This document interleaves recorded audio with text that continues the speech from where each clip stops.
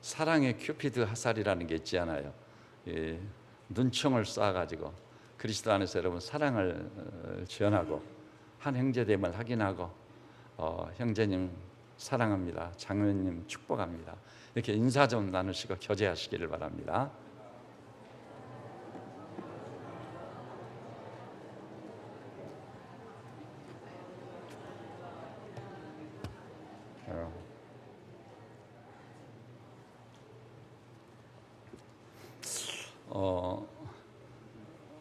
늘 말씀드립니다만 설교를 확실히 듣고 그 말씀의 의도대로 하나님께서 예비하신 그 은혜를 한량없이 받는 지름길, 그게 뭐죠?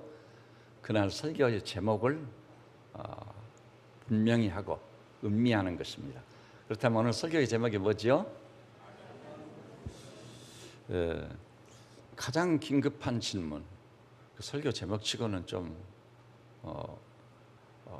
적합하지 않은 것처럼 느껴질 수 있습니다. 가장 긴급한 질문, 이게 뭘까?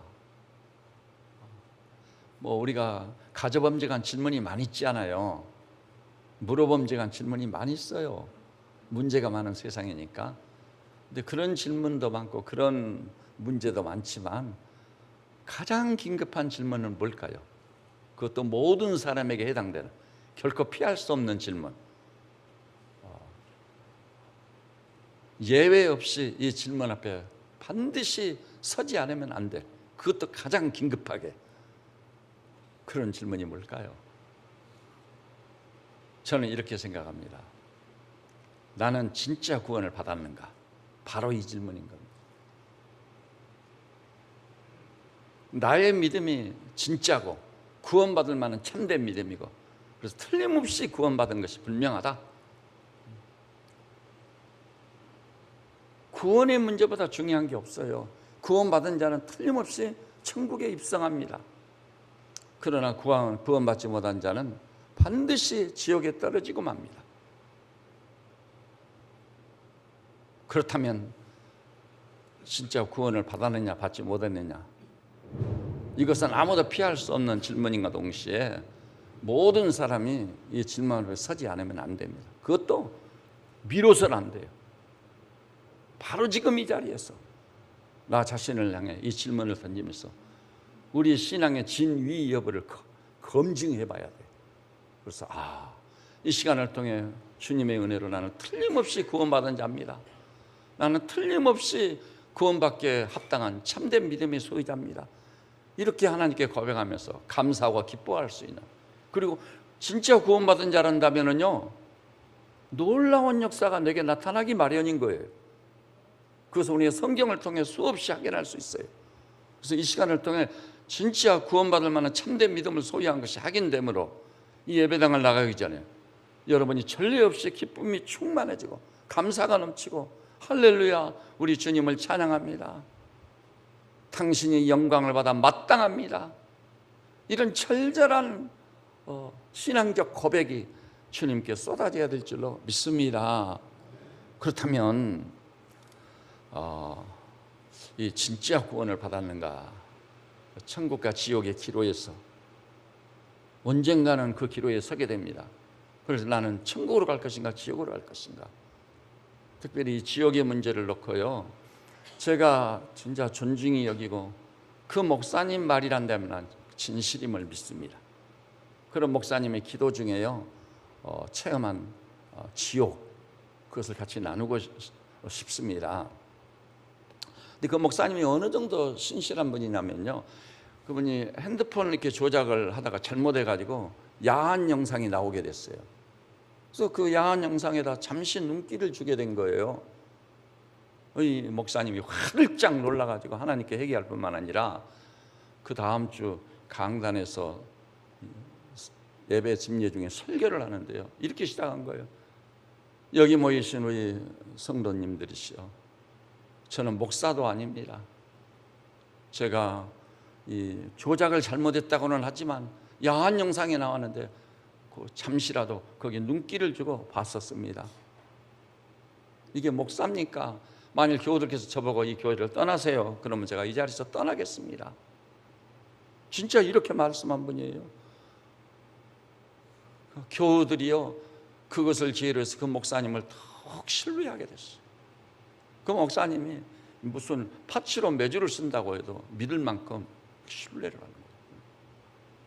근데 그렇게 신뢰할 수밖에 없는 목사님, 뭐 그 정도가 아니에요. 그 목사님이 하신 일을 들으면 깜짝 놀래버립니다. 지금 미국, 캐나다, 유럽 쪽에 우리 대한민국 그 목사님을 강사로 청빙하지 못해서 난리예요, 난리예요. 특별한 신앙의 여정을 지나온 그런 목사님이십니다. 저도 같은 목사지만은 그 목사님을 항상 우러러 봅니다. 근데 그 목사님이요, 자기가 우연치 않게 기도하다가 환상 중에 지옥을 다녀오게 됐어요. 그것을 다 풀어놓을 수는 없지만은 가장 긴급한 질문이라는 이 설교를 하면서 그 일단을 좀 피력하고 싶어요. 그 목사님께서요 사시는 곳에 다리가 있는데요, 어느 날 그 다리를 지나게 됐대요. 근데 그 다리 밑에 조그마한 텐트가 쳐져 있는 거예요. 그 지역 사람들한테는 그 텐트가 무엇인지 다 알려져 있어요. 개 잡는 곳이에요. 근데 어느 날 지나다 이렇게 보니까 어떤 사람이 자전거를 타고 가는데 자전거 뒤에다가 철창을 만들어 가지고 그 뭐가 있나 봤더니 그 속에 개가 있는 거예요. 근데 개가 막 낑낑거리는 소리가 나는 거예요. 근데 가가지고 그 사람이 자전거에서 내려가지고 그 철창 문을 열고 개를 끌어내리는데 개가 안 내려가려고 막 버티는 거예요. 그래서 이놈이 이러지 하고 막 억지로 힘을 끌어내렸습니다. 그러다 이 개가요, 이 주인인지 어쩐지 모르겠는데 막 울려고 막 달라드는 거예요. 그래서 이놈이 왜 이러지? 이놈이 왜 이러지? 막 겁이 나가지고 막 고함을 지르고 괴성을 지르니까 그 텐트 속에서요 장화를 신은 한 남자가 나온 거예요. 나와가지고요 그 개 줄을 딱 봤더니 그 쇠줄을요 손목에다 칭칭 감는 겁니다. 마침내 개가 끌려와가지고 개의 이 목줄을 이 장갑진 손으로 꽉 틀어잡는 거예요. 그 순간 개의 눈에서 시퍼런 불이 나오는 거예요. 그러면서 그 사람한테 안 끌려가려고 막 몸을 부들부들 떨면서 막 낑낑거리는데 개가요 난데없이 오징어 똥을 막 질질 흘리면서 끌려가는 거예요. 처참한 거예요. 개는 감지를 했던가 봐요. 근데 얼마 안 있으니까 순식간에 개를 먹을 따고 잡았습니다. 내장을 다 꺼냈습니다. 그리고 달린 털을 불로 거슬리고 있는 거예요. 그때 이 목사님이 경험한 이 무서운 생각, 두려움과 공포, 눈에서는 시퍼런 불이 나오고, 그리고 막 끌려가지 않으려고 몸부림을 치면서 그러면서 꼬리를 착 내리고 오줌과 똥을 막 질질 흘리면서 끌려가던 그 개의 모습. 이게 지옥문에 다다른 사람이 지옥에 떨어지기 전에 바로 경험하는 그것과 똑같구나. 그러면서 지옥의 한 단면을 보여주는데 참 기이한 일은요, 지옥과 천국을 갔다 왔다는 사람들의 간증기가 많이 있거든요. 여러 간증기를 읽어보니까 유사한 점이 많은 거예요. 그 중에 하나가요, 이 20cm쯤 되는 뱀을 비롯해서 이 지렁이 같은 이 기어다니는 짐승들이 사람의 구멍이란 구멍은 다 뚫고 들어가고 살을 파고들고 이 아무 엄청난 두려움과 공포가 압도적으로 임해가지고 경악을 금할 수 없는 거예요. 차라리 죽으면 좋겠는데 죽지 않아요. 영원한 것이. 거기서 영혼을 보내야 된다. 진짜 두렵고 떨리는 거예요. 그것이 바로 지옥이다. 근데 또 한 군데를 보니까 성경에도 나온 얘기죠. 불이 활활 타오르는데 꺼지지 않는 불이에요. 유황불이라고 했죠. 엄청난 열이 있습니다.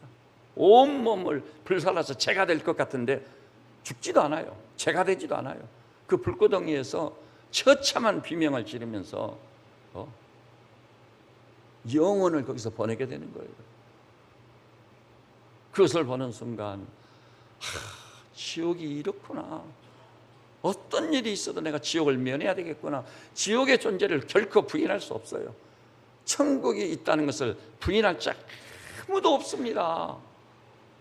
그래서 그 목사님도 더 각성을 해가지고 어떤 일이 있어도 내가 지옥을 면하고 하나님이 우리를 위해서 예비하시는 새하늘과 새 땅 들어가야 되겠다.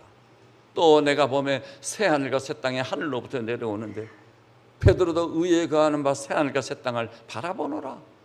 어차피 한번 살다 갈 인생인데 어떤 경우라도 내가 기어코 지옥을 면하고 천국에 들어가겠다.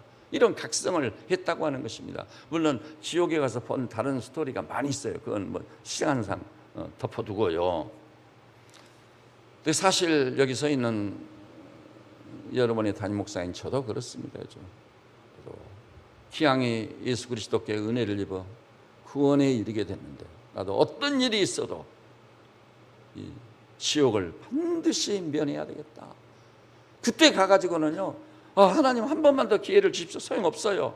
이미 기회는 다 지나. 이 세상에서 내가 예수를 진짜 믿었느냐 안 믿었느냐, 진짜 구원 받았느냐 받지 않았느냐, 세상에서 나의 믿음과 나의 신앙생활에 의해서 결판 난 거예요. 이미 부름 받고 난 다음에 기회가 없습니다. 하나님의 자비가 끝나는 순간이에요. 하나님의 긍휼이 다하는 순간이에요. 우리가 사도행전 1장에 있듯이 가는 유다는 그의 갈 곳으로 갔느니라. 갈 곳으로 가버린 다음인 겁니다. 그렇다면요, 구원, 진짜 구원을 받아야 되겠네. 저는 주께서 은혜 주시고 성령이 우리를 감동하셔서 우리 형제자매들 마음속에 진짜 구원 받아야 되겠구나, 어떤 일이 있어도 지옥을 면하고 반드시 천국에 입성해서 기운차게 황금길을 달려가는 자가 되어야 되겠구나, 이런 거룩한 열망이 일어나시기를 우리 주님의 이름으로 축원합니다. 그런데요, 그럼 무엇으로 구원받는 거죠? 어떻게 하면 구원을 받을 수 있는 거죠? 여러분도 알고 저도 너무 잘 알고 있어요. 자, 구원을 어떻게 받죠? 한번 대답해 보셔요. 어떻게 구원을 받으시죠? 믿음으로입니다. 다 알고 있어요. 종교개혁 500주년 기념회를 맞이해 가지고, 왜냐하면 소위 1517년에 루터가 종교개혁의 기치를 들었거든요. 그 후로 오직 믿음으로, 솔라 피데, 이 믿음 때문에 수많은 사람들이 순교자가 됐거든요.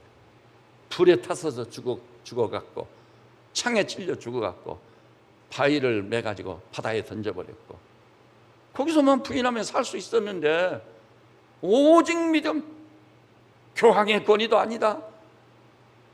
그리고 가톨릭은 영세를 중요시해요.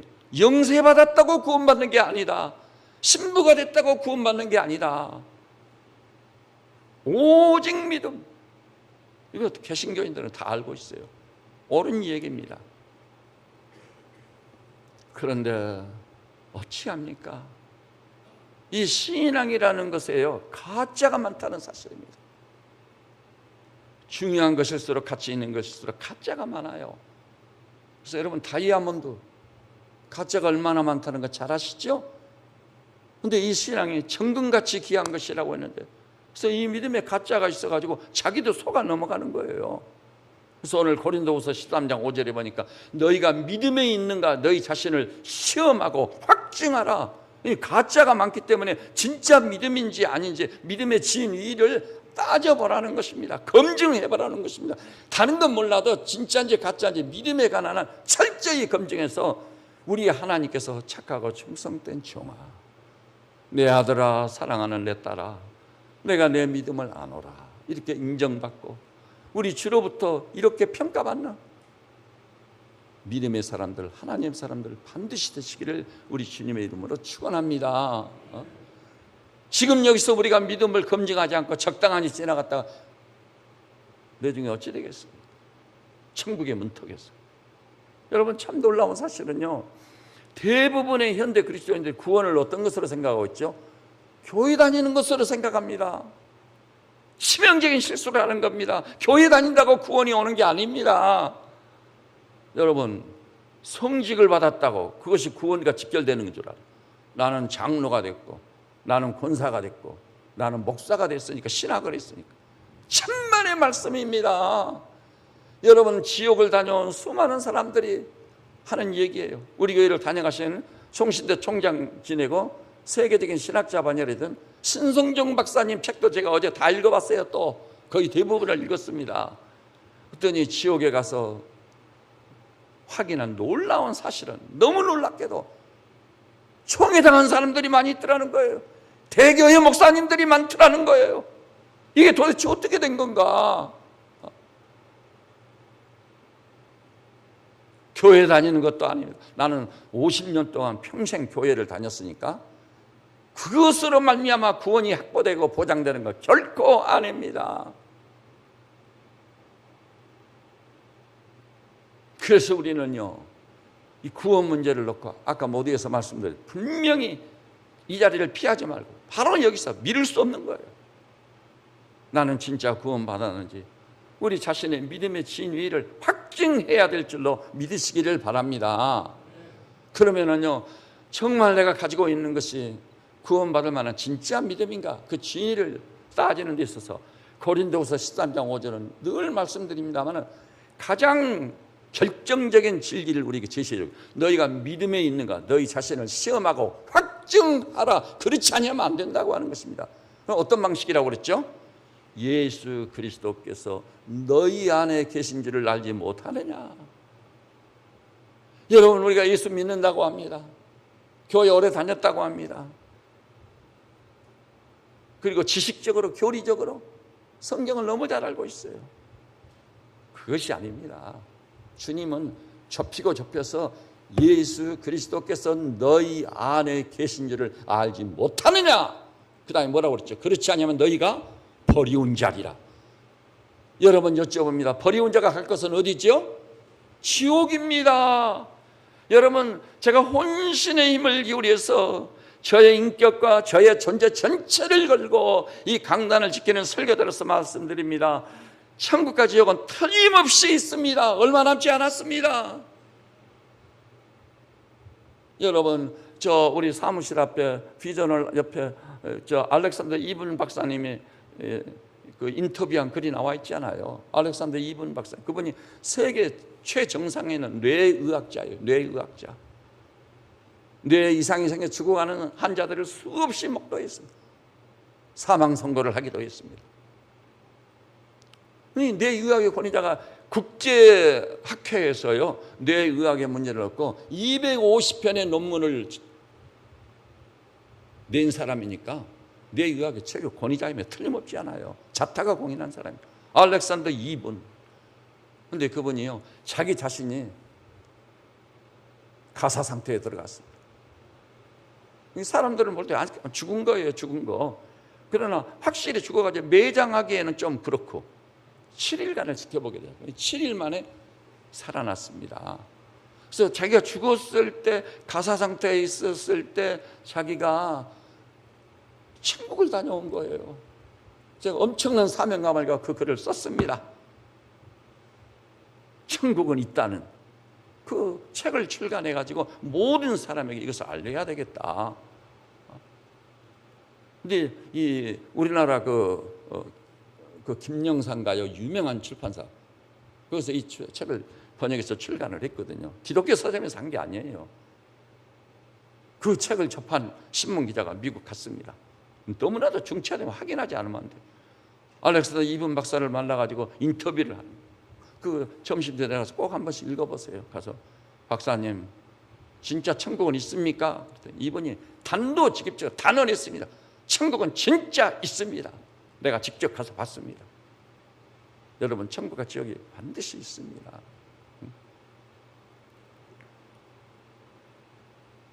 그런데 그리스도 예수께서 너희 안에 계신 줄을 알지 못하느냐. 그렇지 않으면 너희가 버리운 자래요.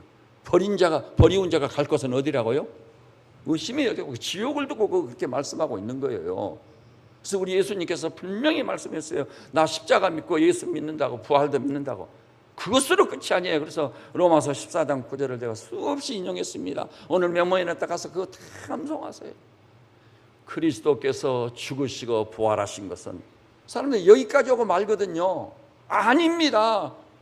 그 다음에 뭐라고? 그리스도께서 죽으시고 부활하신 이유, 목적은 어디 있다고 그랬죠? 산 자와 죽은 자의 주가 되려 하심이라. 주님이 십자가를 지시고 주님이 부활의 철임에 되신 결정적인 이유는 그것을 믿는 자들의 주가 되시기 위해서. 근데 그분을 주로 모시지 않으면 그거 믿어봐야 무슨 의미가 있느냐 이 말이에요. 그래서 부활하신 주님이 사도 요한에게 나타났습니다. 볼지어다, behold, 내가 문 밖에서 두드리노니 누구든지 내 음성을 듣고 마음의 문을 열면 내가 그에게로 들어가 그는 나로 더불어 먹고 나는 그로 더불어 먹으리라.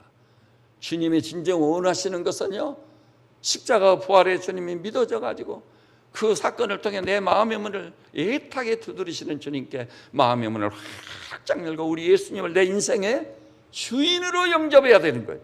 부활한 주님 못자국 창작을 확인하고 의심많은 도마가 Oh my Lord, my God, 나의 주님, 나의 하나님하고 영접해드리듯이 그래서 문을 열라는 겁니다. 나를 주인으로 맞아들여라. 그런데요,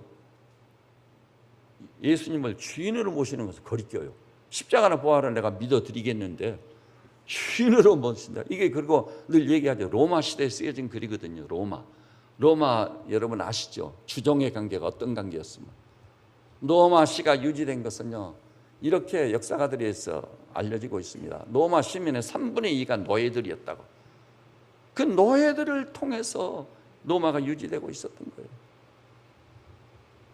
근데 그 로마 시대의 주종의 관계보다 참담한 인간관계가 없어요. 근데 주님께서 바로 우리 안에 주님으로 오시고 싶어 했던 거예요. 문을 열면 그에게로 돌아가. 근데 로마 시대처럼요, 주인이 되어가지고 종을 괴롭히려고 오시려고 하는 것이나 문을 열면 내가 그에게로 들어가 그는 나로 더불어 먹고 나는 그로 더불어 먹고 우리하고 더불어 먹고 싶다는 겁니다. 여러분 요즘은 미국이든 한국이든요, 오랜만에 친구나 사람을 만나면 우리 식사나 한번 합시다. 제가 우리나라는 아직 거기까지 못 갔을 때 제가 미국을 갔는데요, 제 제자이자 후배인 그 형제가요, 부부가 나와서 식사를 대접하겠다고 우리 집사람하고 같이 갔거든요. 그랬더니 식당에 가니까 막 여기도 막 저기도 막 목사님 인사를 하더라고요. 그러면서 한다는 얘기가 우리 식사나 한번 합시다. 그래서 야, 미국이라는 나라는 참 이상한 나라다. 식사나 한번 합시다. 근데 우리 주님이요, 성경에서 더불어 먹는다는 것은 가장 친밀한 관계입니다. 식사 시간이 굉장히 길어요. 그래서 유태인들은 지금도요, 안식일에는 3시간 내지 4시간 식사를 하는 겁니다. 교회에서 제사행위를 딱 마치면은 집으로 돌아가고 예배일날 준비해놓은 그 식사를 주거니 받거니 하면서 자녀들은 묻고 이 돌들이 무슨 뜻입니까? 어른들은 대답하고 거기서 그들이 부모님에서 신앙에 세워지는 겁니다. 그런데 우리 주님이 우리 안에 들어오셔서 우리와 더불어 먹고 싶다고 하시는 겁니다. 이 주님을 모시고 나면 너무나도 감격스러워. 바울이 뭐라고 했죠? 이 질그릇 속에 보배를 가졌나니. 이 얼마나 놀라운 말씀인지 몰라요. 가장 행복한 상태, 가장 경이로운 상태는 예수님을 주로 내 마음의 중심과 왕자에 모셨을 때인 겁니다. 그래서 요한복음 1장 12절도 누구라고 그랬죠? 영접하는 자, 영접, 그분을 주인으로 모신 자에게 하나님의 자녀가 되는 권세를 주셨습니다. 저는 여기 모인 우리 형제자매님들이 예외 없이 마음의 문을 활짝 열고 주님, 제가 너무 늦었지요. 제가 이것밖에 안 됩니다. 이제라도 마음의 문을 열어드립니다. 내 인생의 주인으로, 나의 하나님으로 내 마음의 중심에 와주십시오. 제가 사형리 성령 소책자로 주일 오후 때도 수없이 설명해 드렸어요. 지금 주님이 어디 계십니까? 여쭤볼 때 내 마음의 중심과 왕자에 계십니다고 말할 수 있으신가요? 그리고 삶 속에서 주인이시니까 종으로서 그분의 뜻을 묻고 주님 좌로 가야 됩니까? 우로 가야 됩니까? 묻고 그분의 지시를 받아 그분의 인도를 받아 산 경험들이 얼마나 되신가요? 그것이 너무 없단다면요, 내가 속고 있는지도 몰라요. 저는 여기 계신 사랑하는 형제 자매님들이시오, 여기서부터 시작하세요. 여러분의 삶의 현장에서 예수님을 주로 확신히 모시고 주님, 이 일로 지혜해야 됩니까? 제가 이 집회에 가야 됩니까? 말아야 됩니까? 엎드려 기도해야 됩니까? 말아야 됩니까? 다 주님의 지시를 받아 이런 경우가 생겼는데 복음을 전해야 됩니까? 말해야 됩니까? 제가 제 자신의 간증도 수없이 들었어요. 이렇게 해서 우리 주님을 주인으로 모시고 여러분의 하나님으로 모시고 그 주님과 너무나도 친밀해져 가지고 당신은 포도나무요 나는 가지입니다. 이 불가분의 관계성 속에 이 친밀한 관계를 유지하면서 믿음으로 사는 하나님의 사람들 다 되시기를 주님의 이름으로 축원합니다. 근데 여기서 여러분이 꼭 알아야 될 게 있어요. 십자가도 부활도 뭐 믿는다고는 하는데 그분을 주인으로 마음의 중심에 모시는 건 굉장히 부담스러워. 제가 늘 예로 들어 말씀드렸죠. 제가요 여기 계신 우리 김익성 권사님한테 권사님 제가 형편이 있어가지고 권사님네 댁에 가서 일주일간 살아야 될 것 같습니다. 그럼 뭐 차마 그래요 목사님 오셔야죠. 그래놓고 돌아가면서 아마 최 아들하고 자부님 딱 앉혀놓고 아유 목사님이 우리 집에 와서 일주일 지내 큰일 났다 지금. 엄청 부담스러울 거예요. 그러면 설녀들이요 이럴 거예요. 아니 우리 할머니가 평소에는 그래 우리 때문에 화가 나가지고 딱 그러면 안 돼 하고 막 꾸짖고 고함도 지르고 있는데 아니 목사님 온 뒤로는 조용히 버리네. 집안도 다 치워서 정리 쫙 해놓고 목사님 오시니까 집안이 달라졌네. 공기가 달라졌네. 아니 이렇게 생각할 정도 아마 그렇게 될 거예요. 사람이 목사만 방문해서 있어도 그러는데 주님을 내 마음의 중심과 왕자에 모셔봐요. 마음의 생각을 다 아시지 않아요. 입의 말을 다 아시지 않아요. 삶의 현장을 다 보시지 않아요. 내가 주의 신을 피하여 어디로 가오리까? 그것이 부담스러운 거예요. 죄질 생각도 할 수 없고 악한 생각도 할 수 없고 거짓말도 할 수 없고 지금 우리가 살고 있는 이 시대가 너무나도 부패하고 타락해서 심지어는 거짓말을 하얀 거짓말이라고 합리화시키는 시대가 돼버렸어요. 누구도 믿을 수 없어. 입의 말들이 너무나도 거짓이 많고 사실과 다르고 그리고 어떤 사실을 애곡시키고 곡해하고 이 일을 주여 어찌하오리까?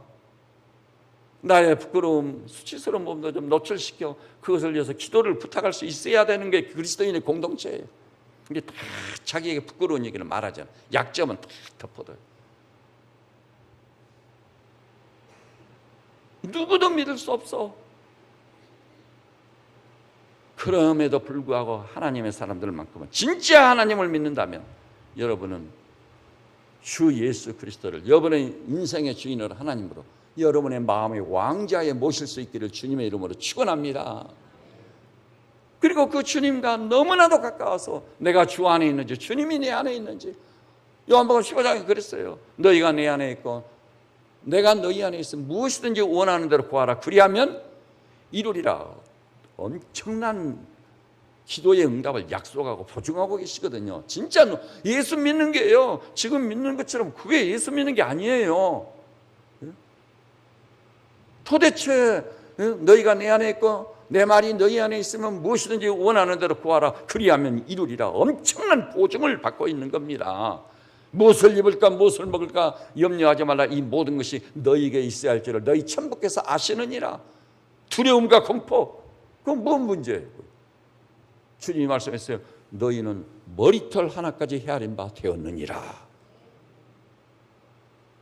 여러분 내가 우리 하나님을 진짜 믿느냐 아니면 가짜로 믿느냐는 여기서 드러나는 거예요.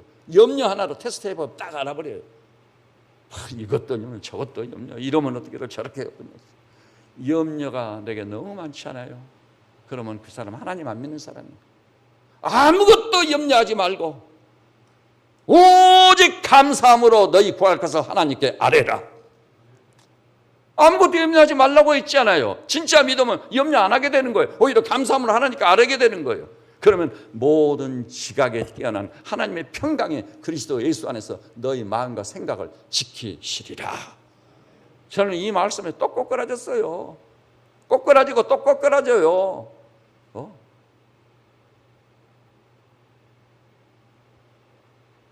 주님도 말씀했습니다. 산상들께서 너희가 염려함으로 키한 자라 키울 수 있느냐. 사랑하는 아들아 사랑하는 딸아 네가 나를 믿느냐 믿는다면 염려 다 내려놔라. 세상을 살면서 짊어지게 된 무거운 인생의 멍에들 수고하고 무거운 짐진 자들아 다 내게로 오라. 내가 너희를 쉬게 하리라. 왜 십자가가 있느냐? 예? 부끄럽고 수치스러운 죄까지도 내려놔라.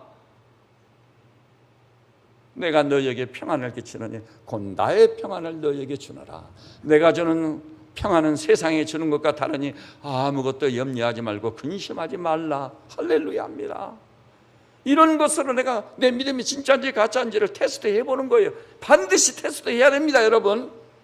이 목사가요, 이 2017년 7월 23일 주일에 이 설교했습니다.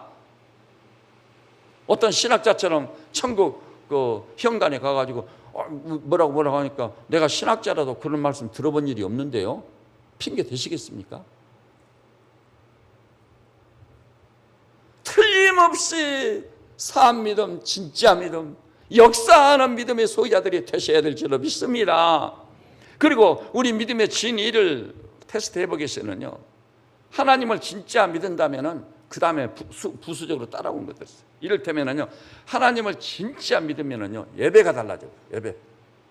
예배가 달라져 버립니다.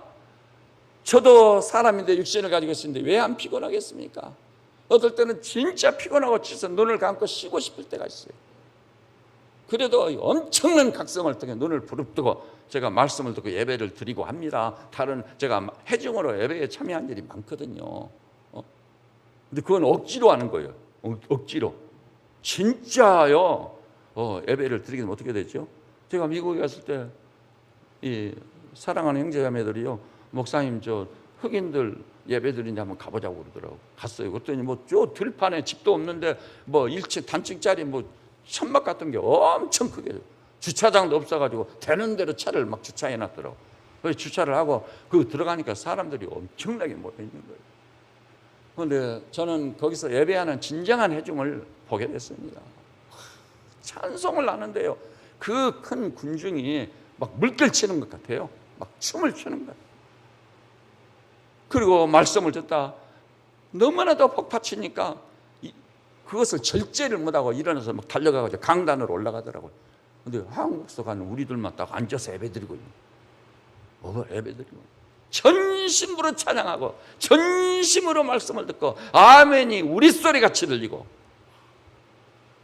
진짜 하나님을 믿는다면 천지 만물을 창조하시고 그것을 주관하시는 이 어미로우신 하나님, 천지 창조의 하나님,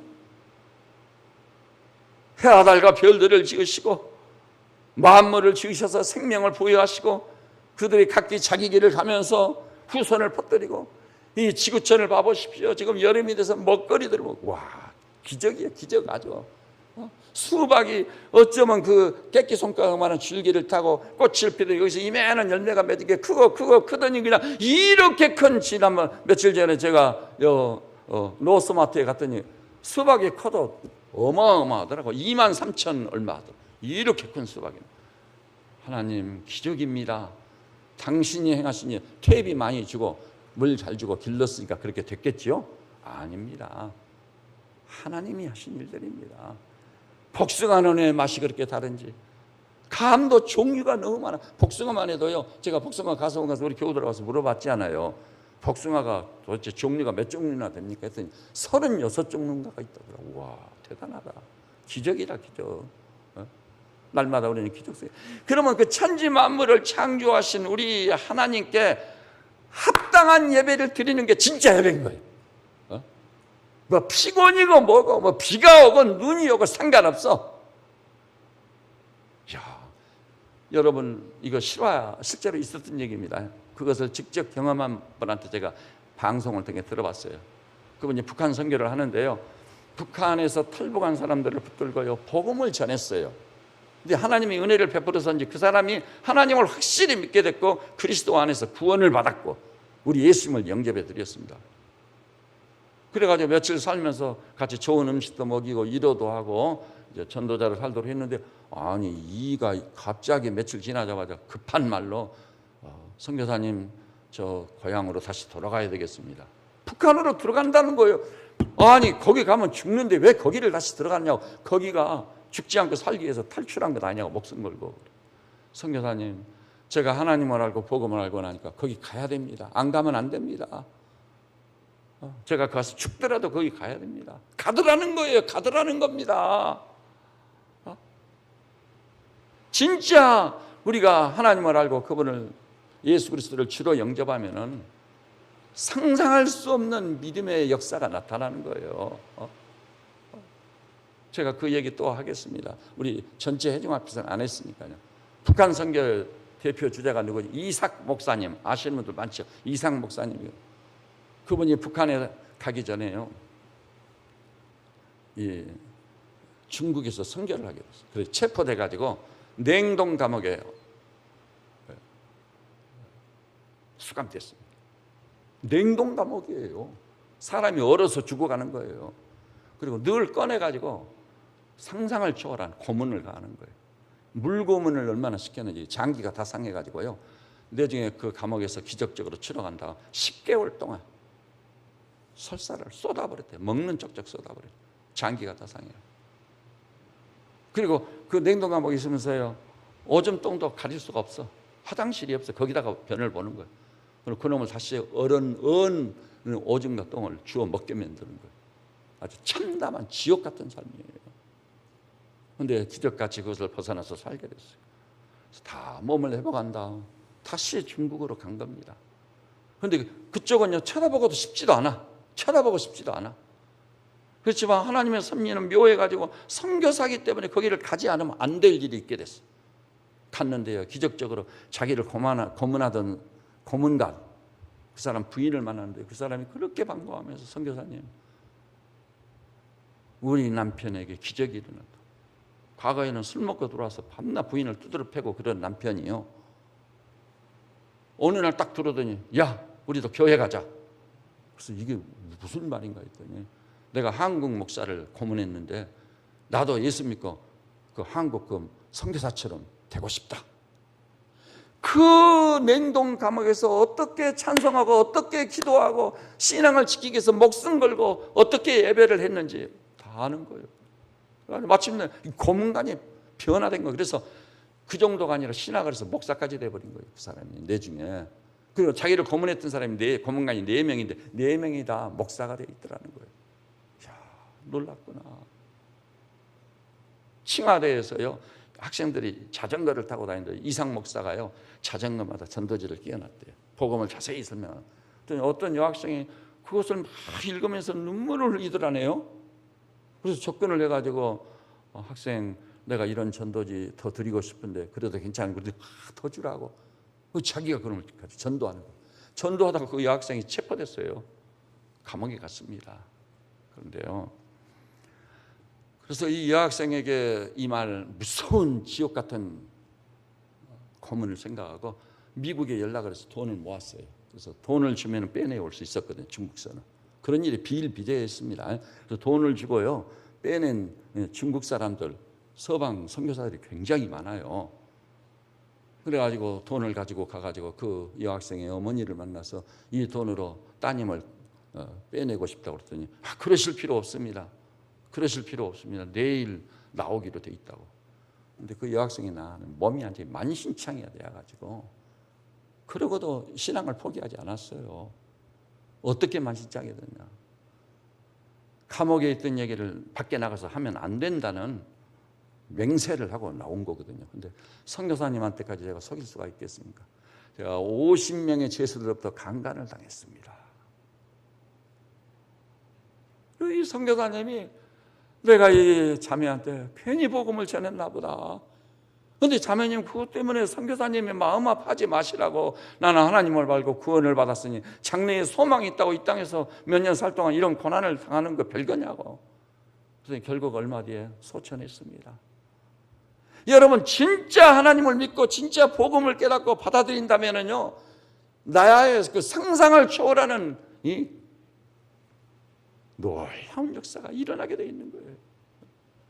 근데 이런 믿음을 가지고 내가 순교의 자리는 안 갔다 할지라도 그 믿음을 가지고 신앙생활하면 나의 삶의 현장에서 어떤 역사가 일어나겠죠? 당장에 우리 대한민국을 뒤집어 놓을 수 있습니다. 당장에 한국 교회를 뒤집어 놓을 수 있습니다. 조국 복음화를 앞당길 수 있습니다. 조국 통일을 앞당길 수 있습니다. 문제는 이렇게 진짜 믿음을 가지고 살아있는 믿음을 가지고 역사하는 하나님의 사람들을 찾아보기 어려우니까 마음의 위안 조금 받고 예수를 믿어드리면 그 구원을 받는다고 그러고 그 정도 수준이에요. 여러분, 그것뿐만이 아닙니다. 하나님과 나와 관계, 사랑의 관계로 변화돼 버려요. 그것은 내 신앙의 진위를 가늠하는 기준 중에 하나거든요. 요한일서에 있지 않아요? 하나님을 사랑하라. 만일 하나님을 사랑하지 않고 세상을 사랑하면 하나님의 사랑이 너희 안에 있지 아니하리라. 여러분, 우리가 세상을 너무나도 사랑합니다. 너무나도 사랑합니다. 근데 세상을 사랑하지 말라고 합니다. 주님은 세상을 사랑하면 아버지의 사랑이 너희 안에 있지 아니하리라. 이 기적 같은 경이로운 아버지의 사랑을 체험하고 경험하며 누리며 살기를 원한다면 세상 줄을 끊어야 돼요. 세상에 살지 말라는 건 아니에요. 세상을 사랑하지 말라. 우리 하나님을 사랑하는 것이 내 삶의 동인이 되어야 돼요. 하나님을 사랑하기 때문에 출근하고, 심지어는 예수님이 이렇게까지 말했어요. 너희 부모와 처자를 미워하지 아니하면 내 나라에 내 제자로서 합당치 않다. 우리가 부모님이라든지 요즘 부모님에 대해서는 이제 뭐 이 거론을 하지 않아야 될 것 같습니다. 자녀들을 너무나도 사랑해버린 거예요. 이거 하나님보다 더 사랑해. 하나님은 자꾸 밀려버리는 거예요. 하나님이 항상 최우선순위에 맞는 거예요. 하나님이 살아계시다면 아들까지 십자가에 내서 우리를 구원하신 분이시잖아요. 하나님이 우리를 이처럼 사랑하사 독생자를 주셨으니 이는 저를 믿는 자마다 멸망치 않고 영생을 얻게 하려 하심이라. 이처럼의 사랑을 가지고 나를 대해주시는 그 주님, 그 하나님 사랑하지 않고 견딜 수 있겠어요?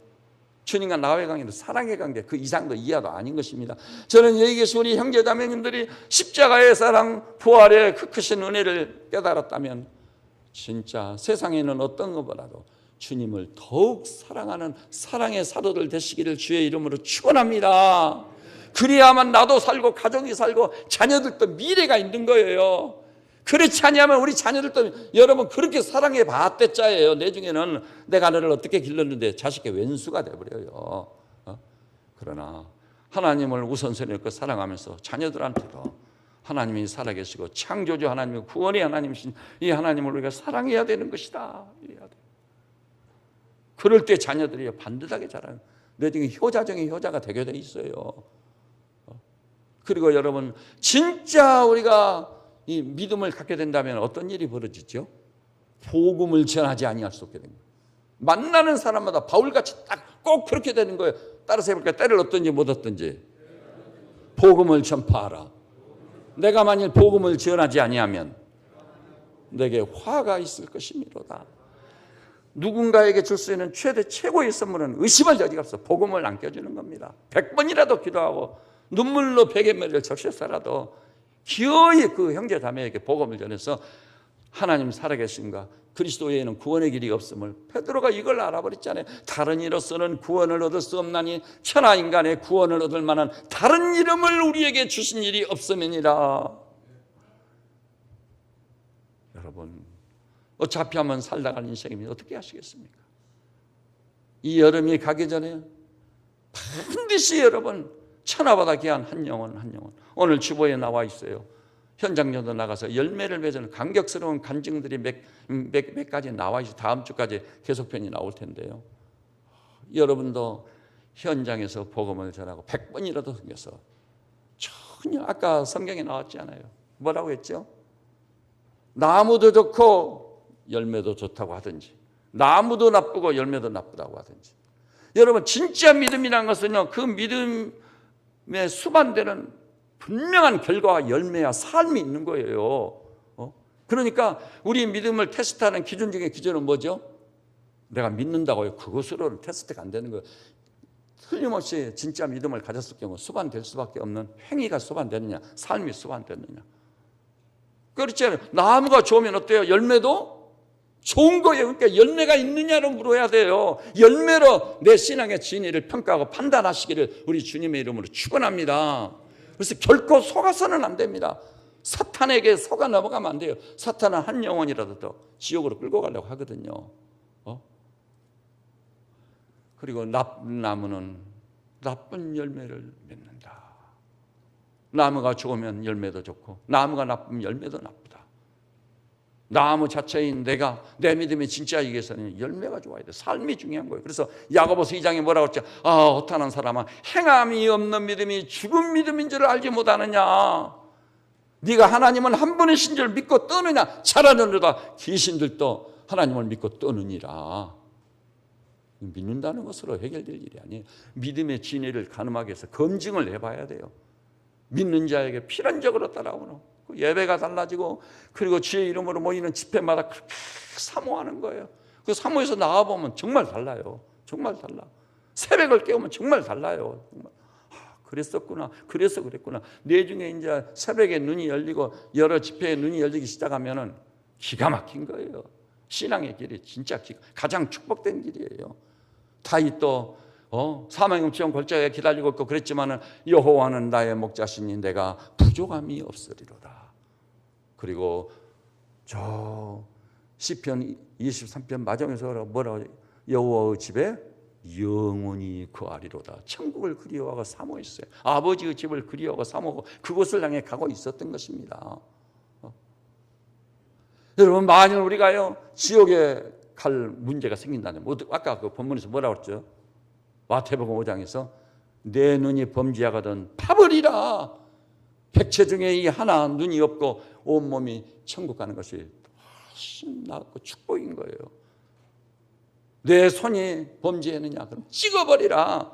그것이 없이 온전한 몸, 그 남은 몸으로 천국에 가는 것이 좋다고 그랬습니다. 여러분, 성경이 그것을 그렇게 말씀하고 있는 거예요.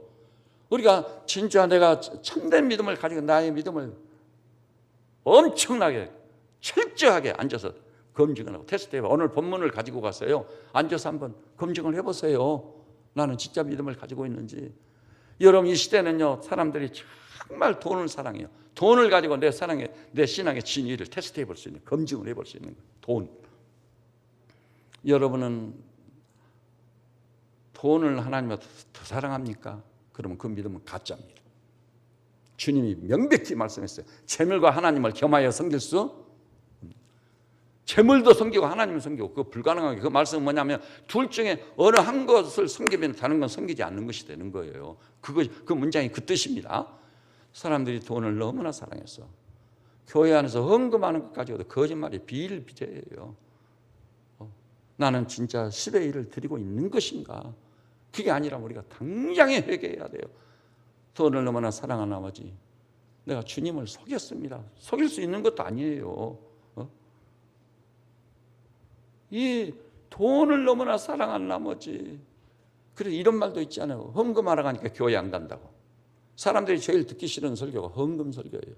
근데 성경을 보니까 그게 아니라 네가 이 10의 1과 헌물을 드려 주의 창고를 채우고 나의 창고를 채우고 하나님이 네 창고에 쌓을 것이 없도록 축복을 부어주나 안 부어주나 시험해봐라. 근데 축복의 지름길이라고 하면 이렇게 말하거든요. 그 사람들을 이어가고 속여서 그런다. 교회가 돈 긁어 모으려고. 그 사람은 어리석은 사람이요.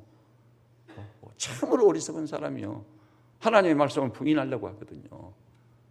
여러분, 내가 진짜 믿음을 가졌는지 아니면 내 신앙이라는 것은 가짜인지 테스트할 수 있는 길은 얼마든지 있어요. 한 가지만 가지고 딱 염려도 말했죠. 전도도 말했죠. 돈 문제도 얘기했죠. 나는 예배를 어떻게 드리고 있는가 말씀드렸죠. 각종 집회는 어떻게 참여하고 있는가. 그날이 가까울수록 더욱 모이게 힘쓰라고 하시지 않았던가. 이런 말씀을 대수롭지 않게 여기는 거예요. 대수롭지 않게 여기고 막 지나가는 거예요. 그리고 나도 십자가도 믿고 부활도 믿었으니까 천국의 팅켓을 끊어놨다. 그런데 주님은 너희가 진짜 믿음이 있는가 너희 자신을 시험하고 확증하라. 그렇지 않으면 너희는 버려온 자리라. 무서운 말씀. 사랑하는 세배째 양무리들이시여, 저의 존재와 저의 인격과 저의 신앙과 주님 존재는 저의 삶 전체를 묶어서 여러분에게 강력하게 권면합니다. 주님이 보실 때 착하고 충성된 종아, 사랑하는 딸아, 사랑하는 아들아, 내 믿음을 내가 아노라. 네 마음을 내가 아노라. 너는 진짜 믿음을 가졌다. 살아있는 믿음을 가졌다. 주인의 즐거움에 참여할지어다. 이렇게 엄청난 은혜와 축복을 받고